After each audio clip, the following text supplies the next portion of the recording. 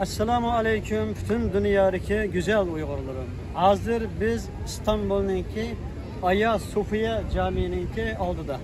Suyumlu kırındaşlarımız Türkiye'de şu Aya Sofiya Camii 100 yıllardan beri Türkiye yani Cumhuriyet kurulup Osmanlı yıkılgandan keyin 100 yıldan beri mana bu cami taqalık edi. Çünkü Türkiye'ye düşman bo'lgan güçler bu caminin açılışını çekilgen edi kırındaşlar. Ama yıllar burun Recep Tayyip Erdoğan tarafından bu yer qaytadan cami kılıp açıp itildi. Biz şu çağda açılışıga teklif bilen kelgen edik. Acayip bir hayajana çökken edim kırındaşlar. Bu yer kelip bu hayajan hatırladım. Suyumlu kırındaşlarımız vatanımızda tecavüzçü Xitaylar netçe mınlagan camilerimizni yıkıttı. Köylerde Kur'an-ı Kerimlerimizi köylerde kız analarımızdaki uzun kroniklerden tatip, romanlardan tatip saldırıp hemen Kur'an-ı Kerim ve hadisler veren bize köylerde. Biz şundan bir namaz kılışımız gerek ki özümüzden ne dine ilgi çıkardık, ne özümüzden millete ilgi çıkardık, ne toprakla ilgi çıkardık, ne kız analarımızga, ne Kur'an-ı Kerim'e, ne cami ilgi çıkardık arkadaşlar.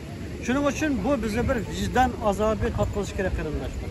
Biz bu inşallah vatanımız Şarkı Türkistan'ı, Uygur devletimizni müstakil kıygan vaktimizde endin çekip ötelgen minglarca caminin oynaga tekidem bunu yaxshi qilib cami sala alayımız, tekidem yaxshi mekteplerini, üniversitelerini kıla alayımız arkadaşlar. Bunun için müstakillik lazım, bunun için güç lazım.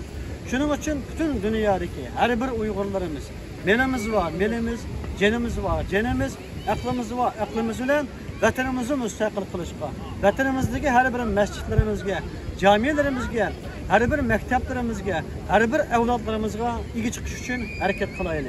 Çünkü biz için vatanımızı kutkuzuştuğumuz çoğun ibadet yok. Vatanımızı kutkuzuştuğumuz çoğun hizmet yok arkadaşlar.